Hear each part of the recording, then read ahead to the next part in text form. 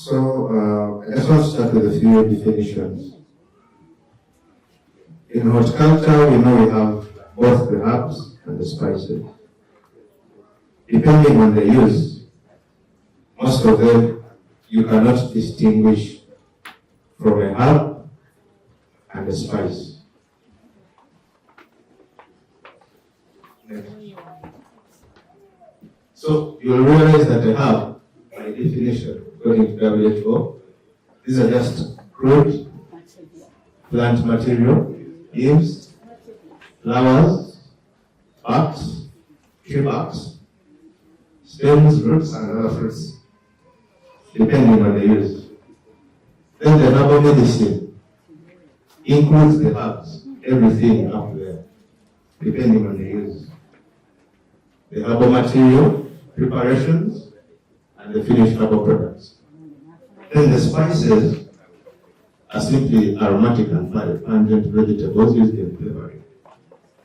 So you realize that some of the plants we use, like rosemary, can fall under spice and the herbal medicine or the herbs, depending on how you use it. Okay? Yes, next.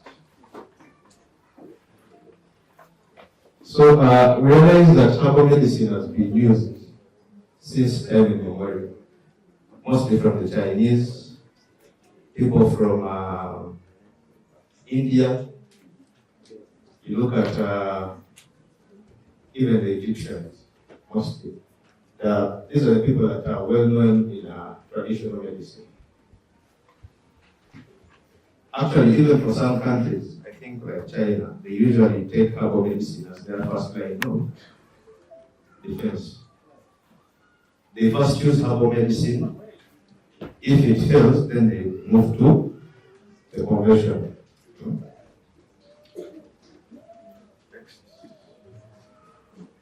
So basically, herbal medicine has played an integral role in treatment and wellness of people. And the only challenge we have, like for us in Africa, we are very rich in herbal medicine, but the challenge is we do not have proper documentation. You realize that if my grandfather knew how to treat a certain sickness, I'll have to wait for him to pass on that knowledge to me. If he passes on without giving me that knowledge, then he's going to die without knowledge. But the likes of the Chinese, the Indians, documented their things. Things like bones.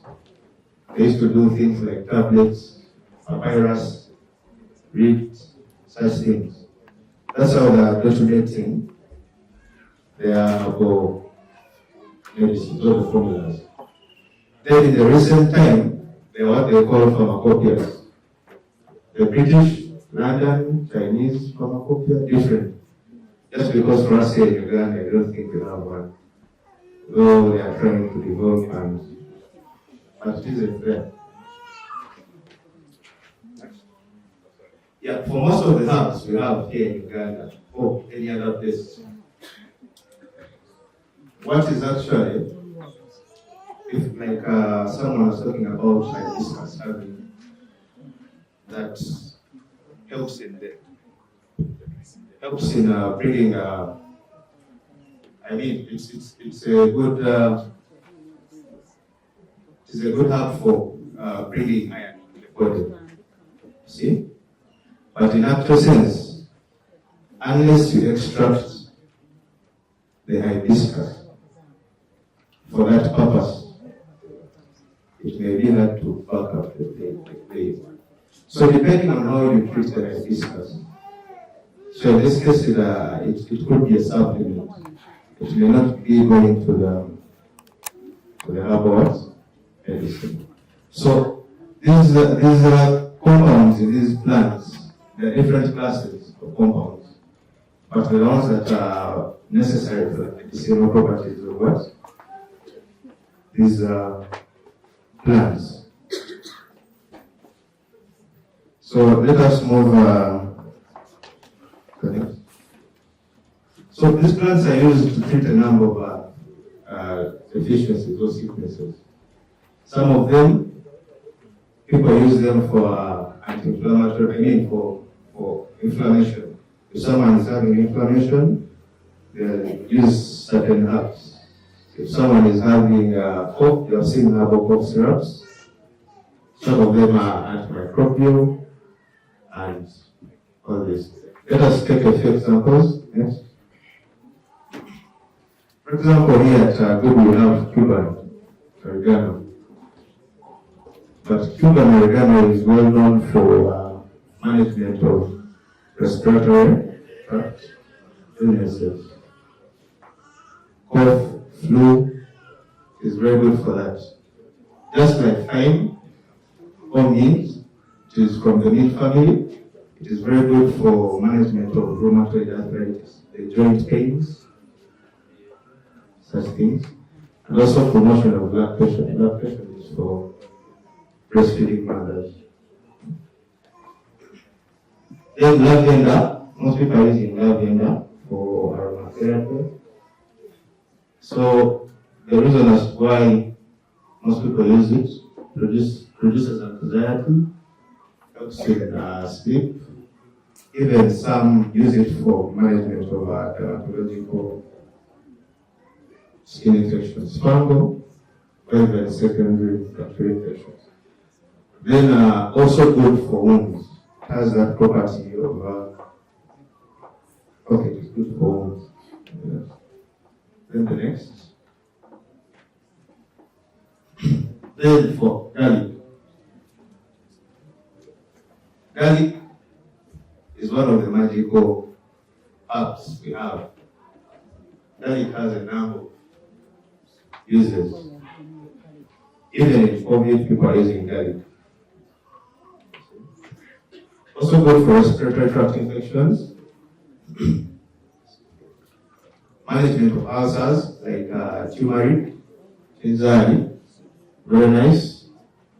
Even UTIs, some UTIs like candida, very good for that. Next.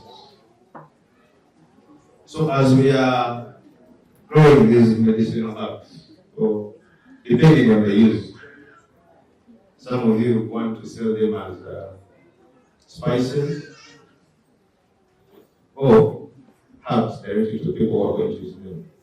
So there are just a few things you have to put into consideration. Are you cultivating? Yeah, basically, I know you're cultivating. They told you you're supposed to control from the seed you get, or the seedling, up to when you harvest. So there are certain things that are supposed to be taken into consideration.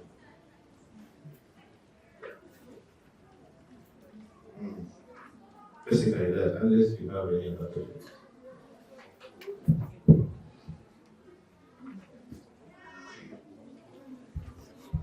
You are very clear. At top right, please step forward.